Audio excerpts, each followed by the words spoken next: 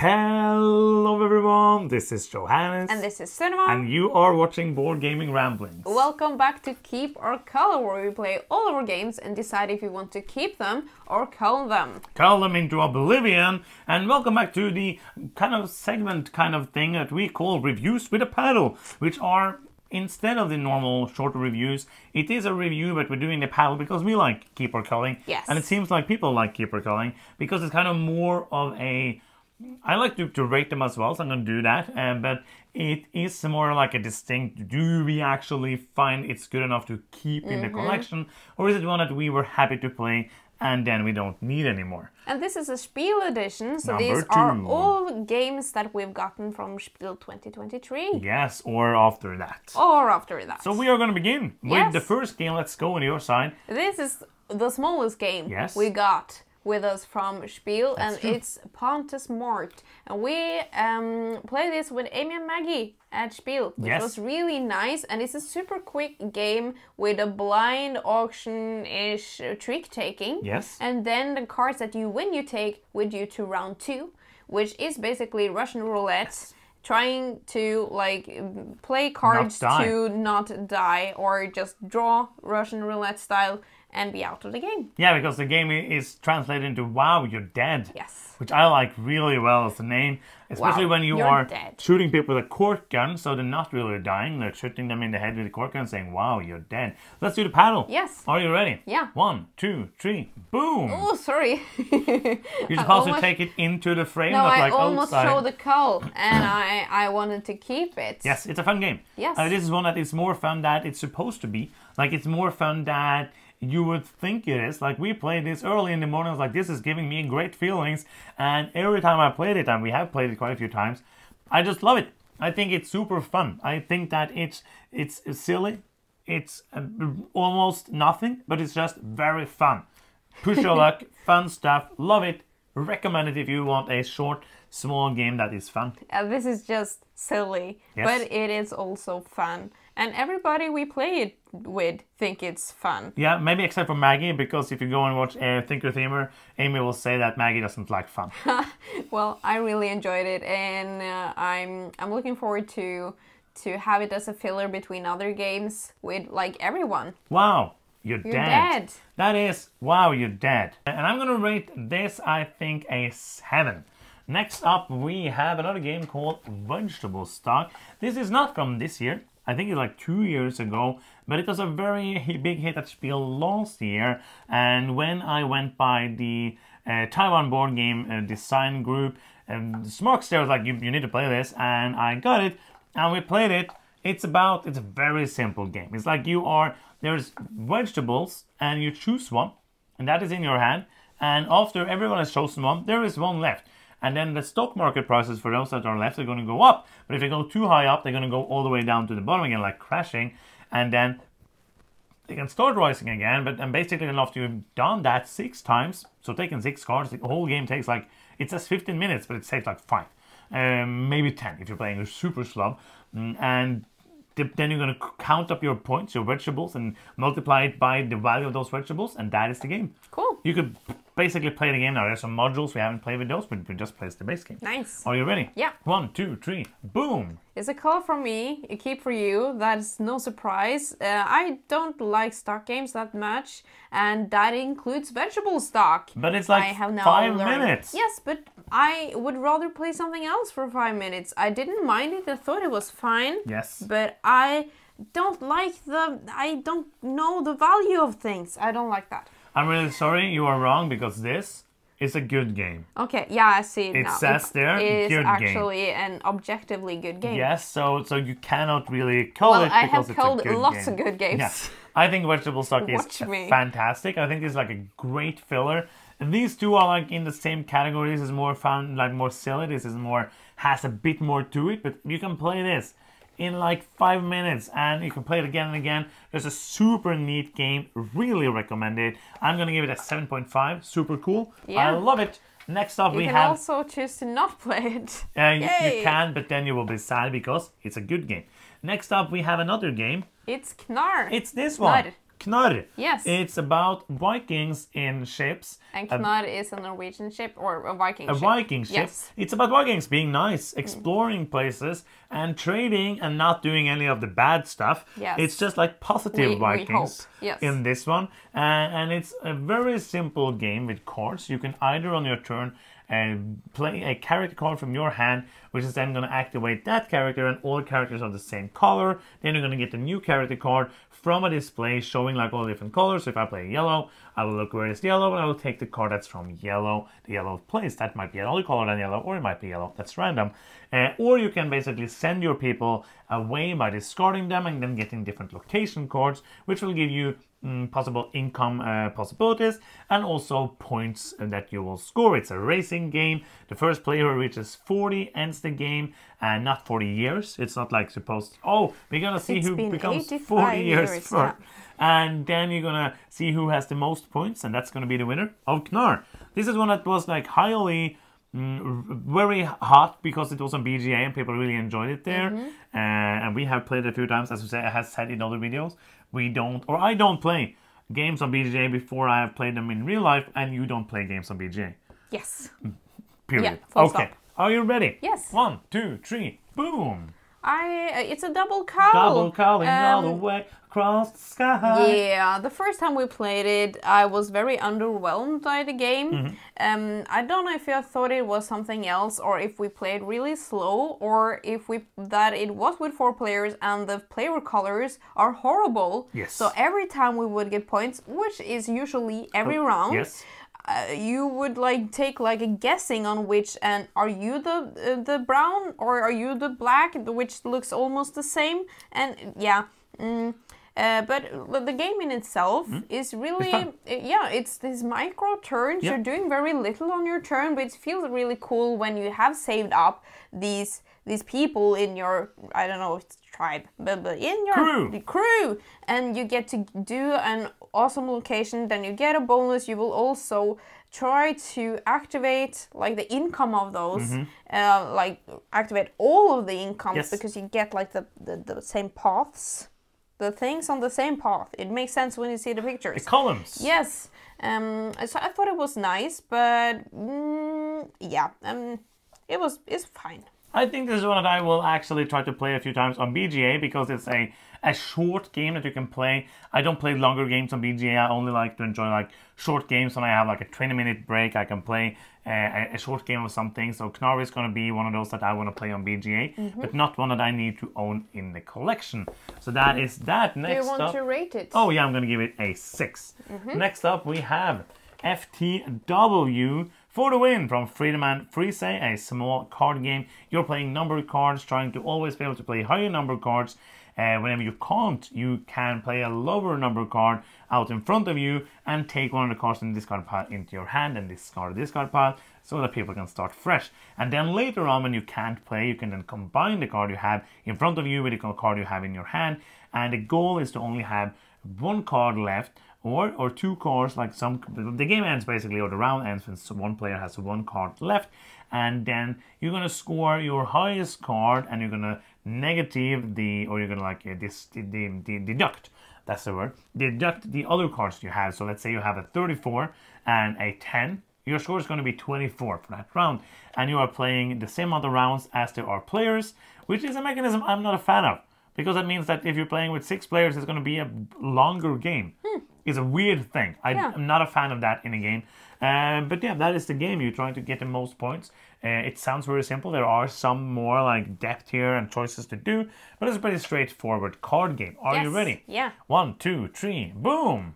It's a double Cull, but I enjoy this. It's fun. I think this is a clever game, and you're always trying to see, okay, is it worth playing my high cards to like be in the round still, or is this a good timing to actually save a card and add it for later? How many cards do you have left? Should I try now to get rid of my high card so that I don't end up the game with like 35, 34 and 36, because that will give you 0 points or negative points if it's allowed. But so really clever game. You want to have as few cards as possible, as I said, but you also want to keep your options open. So it's about balancing that. Yeah, I think it's fun. I enjoyed playing it, but it's not one I will never feel like, oh, I really want to play FTW. It's just like it was fun to spend. It was like, it is a game, but it's like a very simple game. I said there are some depth here and there. Yeah, but you can really easily mess up and have a lot of hard cards and don't get points. So it is not an easy game, but it's very like simple. But it's also very luck dependent, because if you get a good hand, you are probably gonna win the round. You are getting some cycling in the cards at the end. I enjoy that though. Yeah, I think it's fun. I'm gonna give it a 5. I think it's an okay game. Oh, that was surprisingly low. Yeah, okay. It's an average game. Nothing amazing. Point City! The follow-up to Point Salad. Do we still have Point Salad? Oh, maybe we called it. I think we did. I did think we called it, even though it's a fun game. I did think we called it. This is Point City, which is really nothing alike. Like they don't. You're drafting cards. That's basically the same thing. Yeah. Are you ready? You are building a city. Trying to get points, because it's a point city, and you are trying, like, it didn't really have a fun wordplay, because Point Salad is something, Point City, oh, this is a Point City game, that's nothing. You are drafting cards from a grid, and the cards can either be a resource that you can use to build a building, or a building, and then you have to draft 2 cards adjacent to each other, and every time you draft a building, there's going to be replaced with a resource, and every time you draft a resource, it's going to be replaced by a building.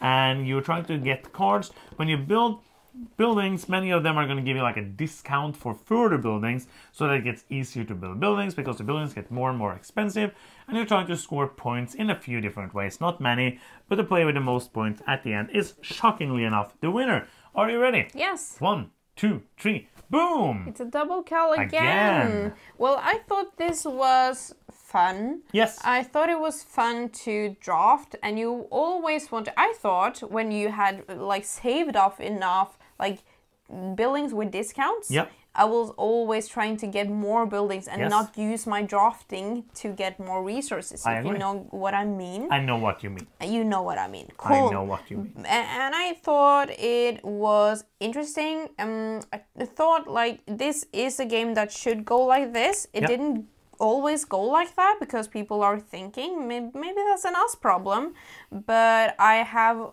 other games in our collection that I think it's more fun for this kind of genre. Do you have examples? Because people always, when you say that, people are like, what games do you mean? We have vegetable stock, for example. Well, I can't... I know it's hard to come up with something on the spot, but that's... but I don't know if I like this more than Point Salad. I think they are 2 different games that could be kept, both of them, or culled, both of them in this case. Yeah, I enjoyed it. I don't think it's anything super good, but I just liked... I enjoyed playing it, but I'm not going to see myself choosing to play it. Yes. So I enjoyed the drafting. I enjoyed that. I really enjoyed that, the fact that you are getting these, like, building up to be better and better, like in Splendor as well, where you're getting these things that give you a discount. I really enjoyed that mechanism.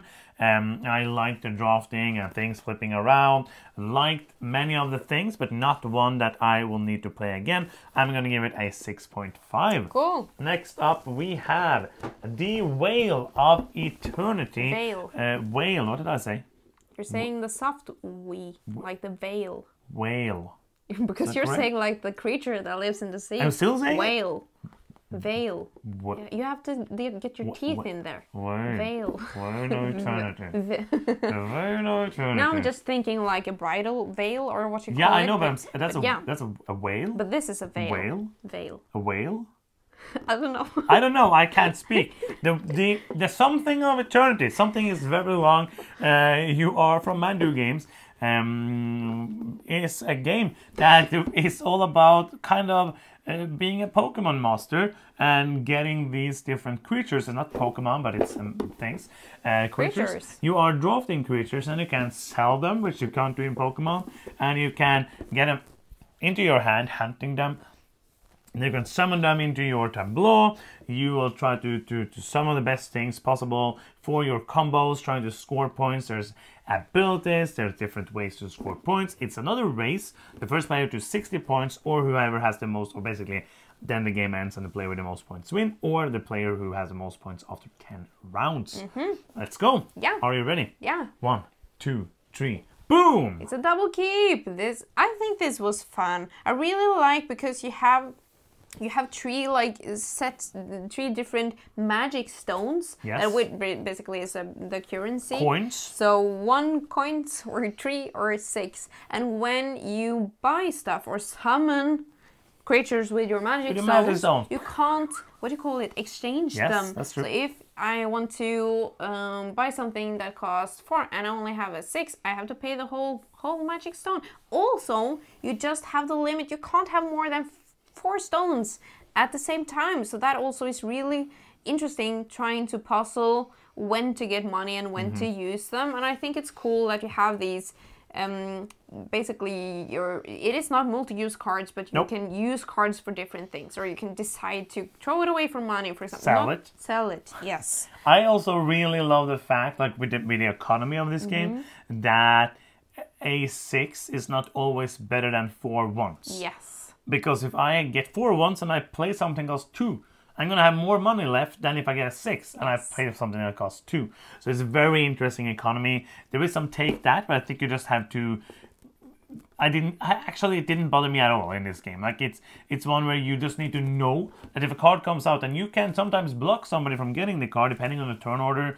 But if you have a very good card in a color, just know that that card might be taken away from you. So don't build your whole strategy on one card, and you're probably not going to do that. But just know that there are some take that cards in the game. I really like this. And it feels really, I thought it felt different from time to time, because you get different combos and you're like, oh, now I get this cool combo. And the next round you, for example, play with another faction and those play entirely differently. Yeah, I really liked it. One that I already am looking forward to play again. I'm going to give it a 7.5. Cool. And we are going to keep it. Next up, we have another game. It's Sunrise Lane. Yes, from Rainer Knizia himself. This is, I'm pretty sure, this is like not a remake, but a new version of an older game. Okay. What isn't, basically, when you're Rainer Knizia and you have made 7,000 board games, it's hard to come up with something new. But this is a new version of a game I don't know the name of. I could find it out, but I'm not going to do that, because this show is not all about having all the information at all times. It's about fun and keeping and going. Sunrise Lane, you are building a city. It's a very light game. It kind of has that Ticket to Ride feeling. Yeah. You can either draw cards into your hand, there's no display, so they're all random, or you can build these buildings out on the board, and you're trying to build them. You have to discard cards of a matching color, and then you're trying to discard many when the scoring place you place in are a high scoring place, so that you can score. Because every floor you build in a building is multiplying the points that you are getting from that space. Are you ready? Yeah. 1, 2, 3, boom! Oh, we're calling both of us. I was really unsure about this one, because I'm just like, but it is a fun game. Yes. It's really simple, so it's very easy to get to the table with anyone. Yep. Anyone can play this game. It's so simple, and it has randomness. Yes. What you are drawing, if you're drawing a lot of the cards of the same color, it will be easier for you to multiply the scores by a lot, because you can build more floors in the same building. But you can also, which I really thought it was fun with this game, is that you're trying to have kind of a sequence on your hand, so that when I place this level 2 building in this green space, I also have this 1 pink card, which makes me build a level 1 pink, and then I can build something. So you're building like from the place that you last built, and you can also throw away a card each round to build a park, which also I think it's nice, because then it isn't that lucky. I can get to a space more easily without having the exact right colors that I need. So I enjoyed it. If you're looking for Knizia game in the like easier category. I think you should check it out, but I'm fine with not having it in the collection basically. Yeah, also it has like the park stuff is kind of like blocking. Yeah. Because the game is all about timing and blocking as well. And also there's different majorities, so there's a lot of things here, but it's just like a tiny bit light for me.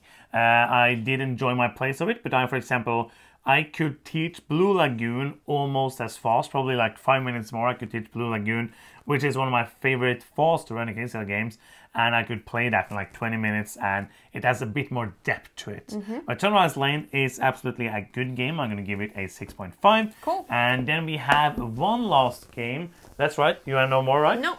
So we have one last game for this video, which is Come Sail Away, the new big Sashi and Sashi game. We haven't really been exposed to any Sashi and Sashi games before.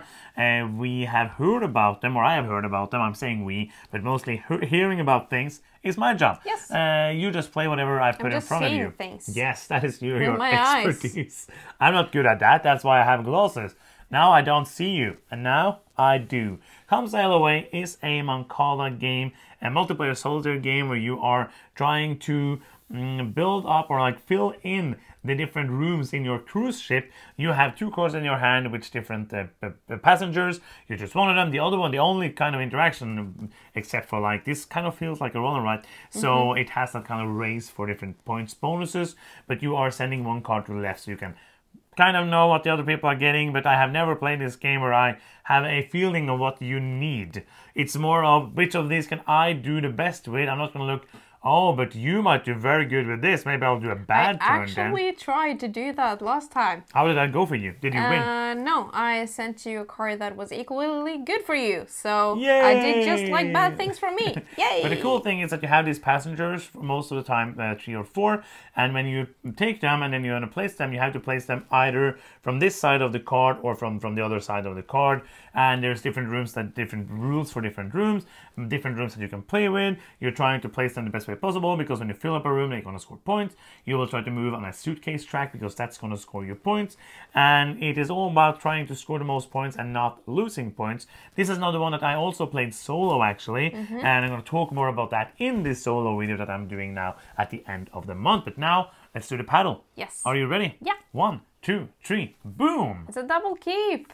I really enjoy this game. This was like love at first sight for me, or first play. Yes. This was overall enjoyable. One of the best. Overall enjoyable. Yeah, it was. High praise. I think it's the best use of the Mancala mechanism that I've seen in a game. I don't know if ever, but for a very, very long time. Yes. And I think it's really clever. And you can be in a situation where everything is bad for you and you have to just like do the least bad thing possible, and it's some luck of course in the game, but everybody starts with the same rooms. Yeah. And then you have some rooms that doesn't have like a color. You can place whatever color in there, and then depending on what you place, you have restrictions for later. Yeah. It's so puzzly, so fun, and you have different rooms that you can change on as well to get more variability. Yes, it's good. It is light though, so I felt like after I played a few times solo as well, and that's the time we played it, I don't need to play it for a while, because it's like it's the same puzzle every time. Even though you can play with the other rooms, they don't change up that much. So for me, it's a very fun game, but it's not one that I want to play all the time.